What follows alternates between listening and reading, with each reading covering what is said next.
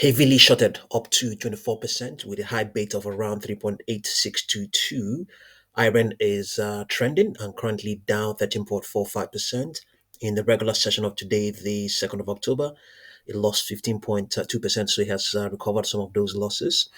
Option traders are leaning bullish, going by the figures we have here, the open interest, especially in the very near term.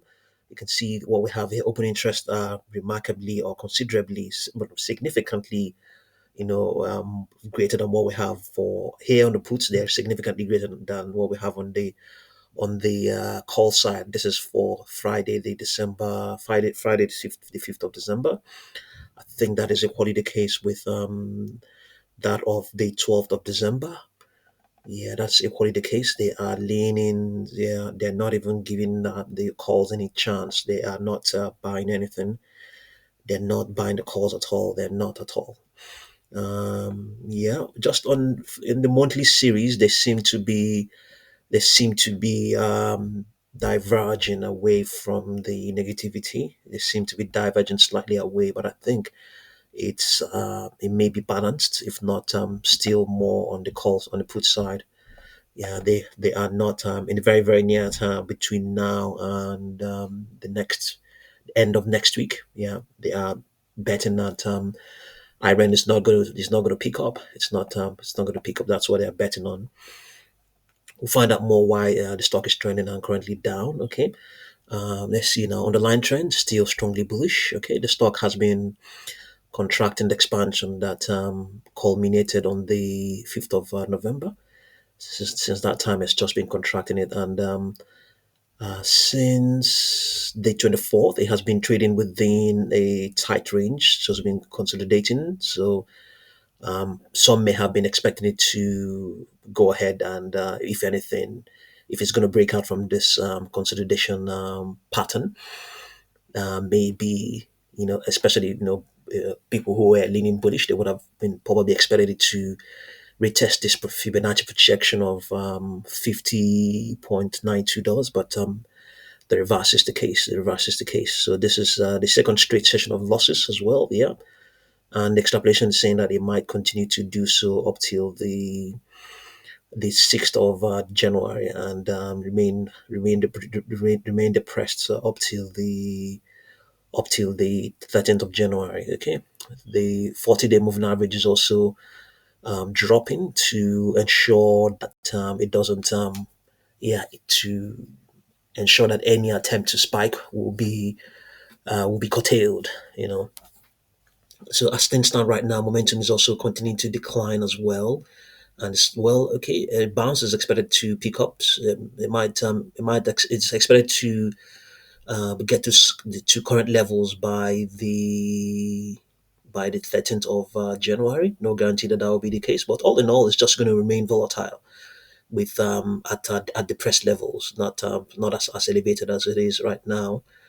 Okay, so by the let's see, by tomorrow, the close of tomorrow, there's a chance that the stock might, let's see, yeah, okay, it's already below its, okay, yeah, it might attempt, okay, it might attempt um to rise above its 10-day moving average. It might attempt to do so, but it's the algos here are saying that it wouldn't succeed in doing so.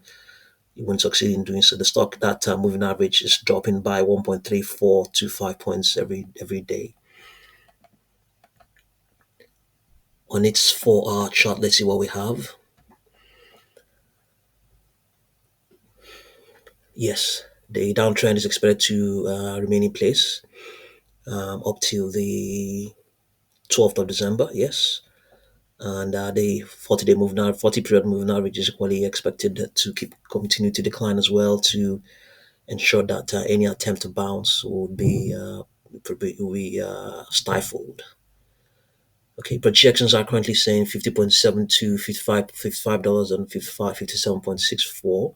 Yes, momentum, according to the algos, are expected to continue to decay, going all the way towards the 4th of December. Yeah, and by the close of that day, and then in the post-market session is expected to bounce and maybe even surpass the current levels as in what it is right now.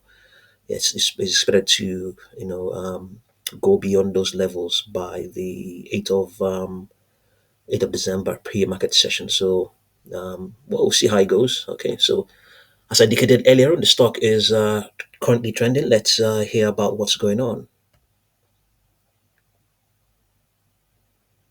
IREN is trending after the company announced a proposed offering of ordinary shares alongside $2 billion in convertible senior notes, a move that immediately pushed the stock lower and set off intense debate across the investor community. The sharp reaction reflects widespread concerns about potential dilution, especially given the scale of the offering and how quickly it followed previous capital raises. For some investors, the timing feels abrupt and poorly aligned with market sentiment, raising questions about whether IREN is bracing for near term financial pressure or simply capitalizing on its elevated valuation. On the other hand, a more bullish camp sees the offering as a strategic financial maneuver designed to strengthen the balance sheet, expand liquidity, and secure the firepower needed to accelerate its pivot into the rapidly growing AI cloud and data infrastructure sector. Supporters argue that the convertible structure offers flexibility while positioning IREN to scale faster in an industry where competition, hardware demand, and infrastructure costs are escalating quickly. The conversation online is increasingly polarized. Skeptics warn that the offering could create sustained pressure on the stock as traders factor in dilution and short term volatility. Bulls counter that major AI players, from hyperscalers to GPU rich cloud providers, are aggressively expanding, and IREN's move is consistent with companies preparing for multi year capacity buildouts. With an expanding AI opportunity, some long term investors even view the downturn as a potential buying opportunity, depending on execution and contract visibility. Overall, the proposed offering has become a flashpoint for evaluating IREN's growth strategy.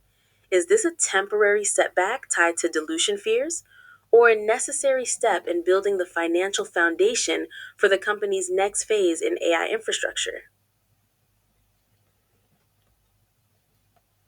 Okay, so this is the post-market session, and I think it's still trading. Yes, yeah, almost getting to double its average volume.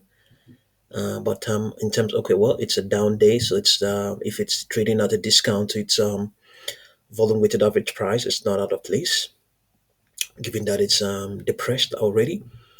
Volatility is expected to inch up most modestly. Let's see what we have going on the option on the trading on the, well, if you like, trading desk. For those, there's a decent amount of spread, but it could be better.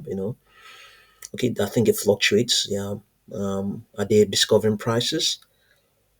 Um, are they discovering prices? Let's see what they are. It doesn't look that active as such. Not so active. Not so active. Yeah. It's a post-market session now. Participation wouldn't be that high. Yeah. Anyway, they're not really discovering prices that much. Yeah. Okay. Let's see now. It's a heavily shorted stock. Let's see what whether, because sometimes these I think these prices these open orders are they represent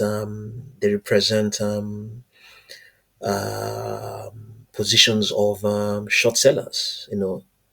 They are ready to close their positions in case it rallies. They are ready to get out in case it rallies. So it has to be that, because you wouldn't you wouldn't I don't think you would be able to place an order to buy at a higher price. It doesn't happen that way.